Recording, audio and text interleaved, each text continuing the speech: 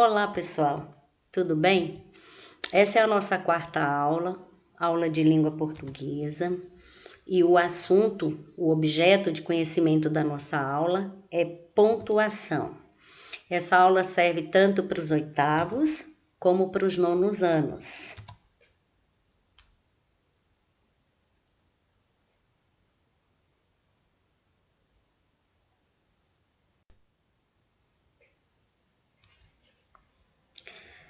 A introdução fica com esse texto sobre a vírgula. Aparentemente algo insignificante, mas dependendo do lugar onde ela aparecer, dará uma importância inesperada, surpreendente. Eu vou ler o texto. Vírgula pode ser uma pausa ou não. Não espere. Não espere. Ela pode sumir com seu dinheiro.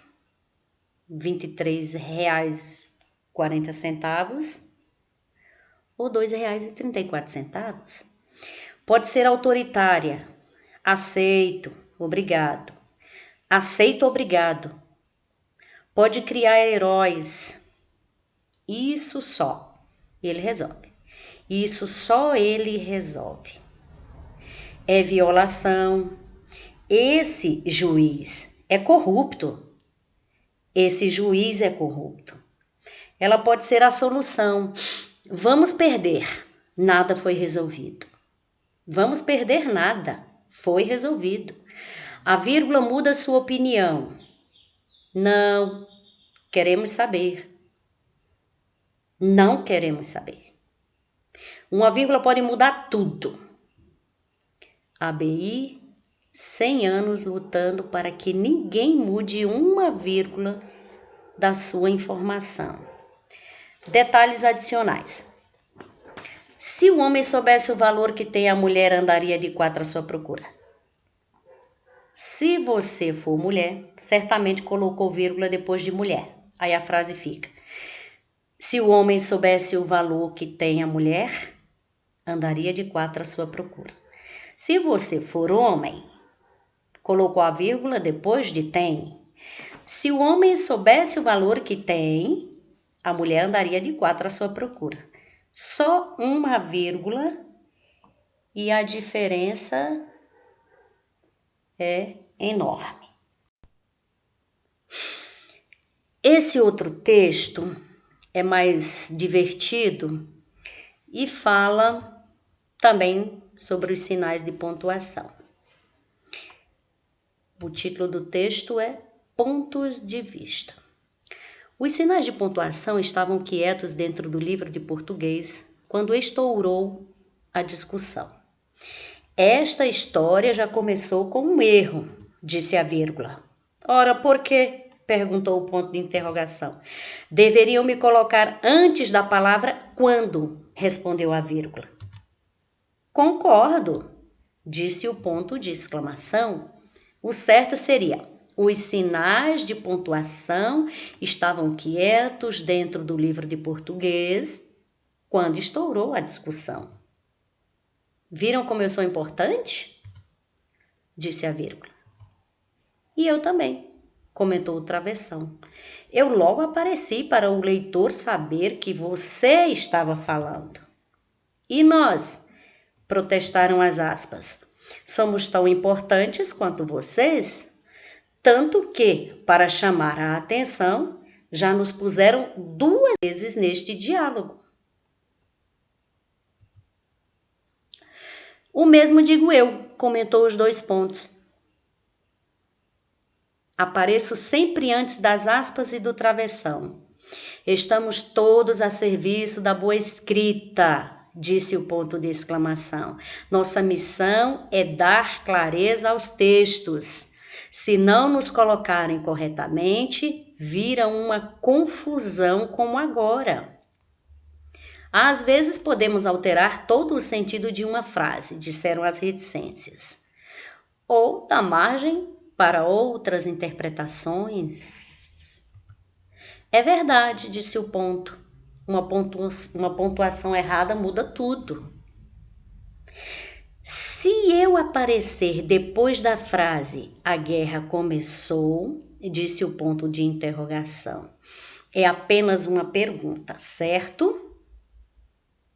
Mas se eu aparecer no seu lugar, disse o ponto de exclamação, é uma certeza. A guerra começou. Olha nós aí de novo, disseram as aspas. Pois eu estou presente desde o comecinho, disse o travessão.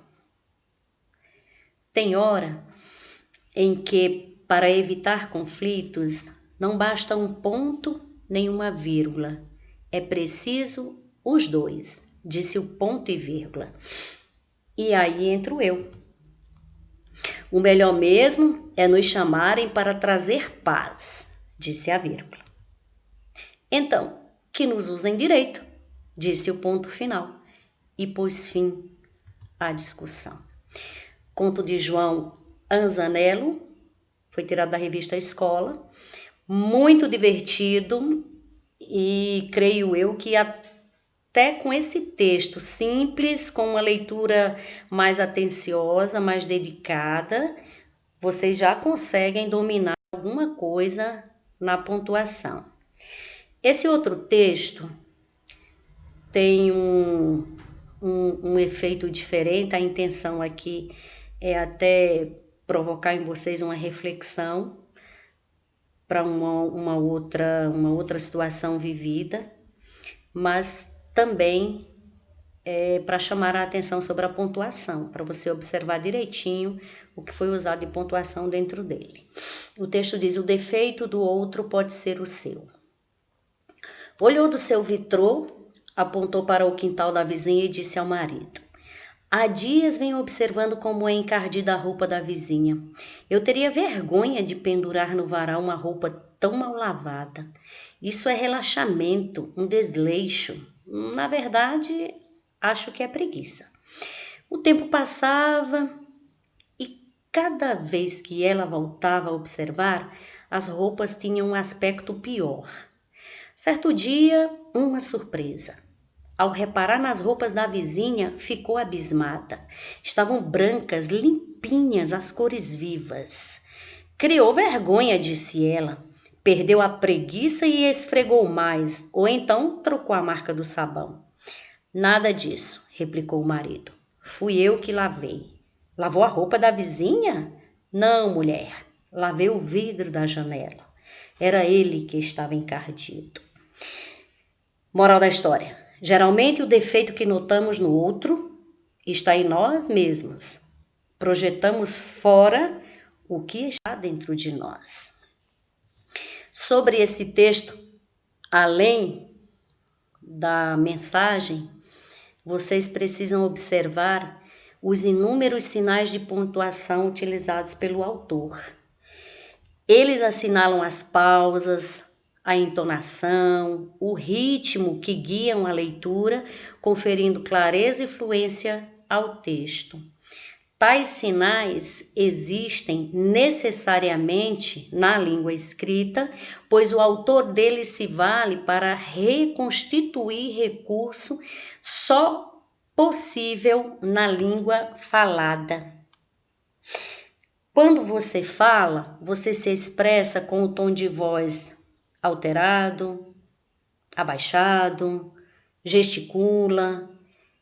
E na escrita é preciso uma pontuação para representar tudo isso.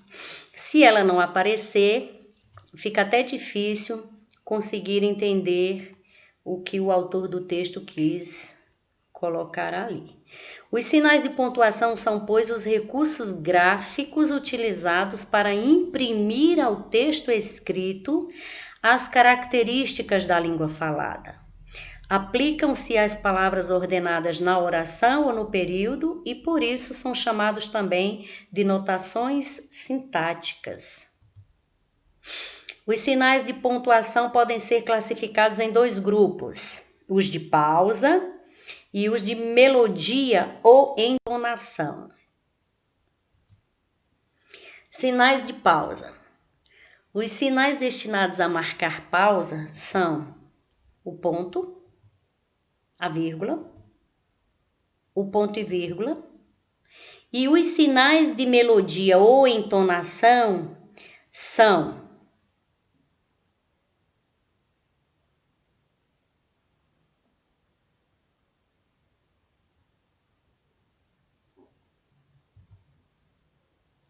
os dois pontos, o ponto de interrogação, o ponto de exclamação, as reticências, as aspas, os parênteses, os colchetes, travessão.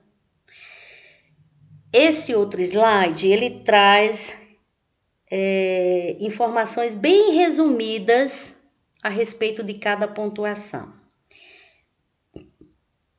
Eu creio que eu não preciso ler esse, porque é a base da aula e vocês devem, para fazer a atividade, ler tudo bem detalhado, prestando atenção quando usar, como usar. Aí tem o ponto final, a vírgula, o ponto e vírgula, ponto de interrogação, o travessão, os dois pontos, o ponto de exclamação, os parênteses, as reticências e as aspas. Finalmente, chegamos ao término da nossa aula. Vai ser bem resumida. A atividade também está bem simples, compatível com a aula. Não vou cobrar muita coisa de vocês. Agora, gostaria de pedir encarecidamente, por favor, usem caneta preta. Eu tenho atividades a lápis que está me dando trabalho para ler. E mais um pedido, caprichem na letra. Eu preciso ler, eu preciso entender o que vocês estão escrevendo. Ok? Até a próxima!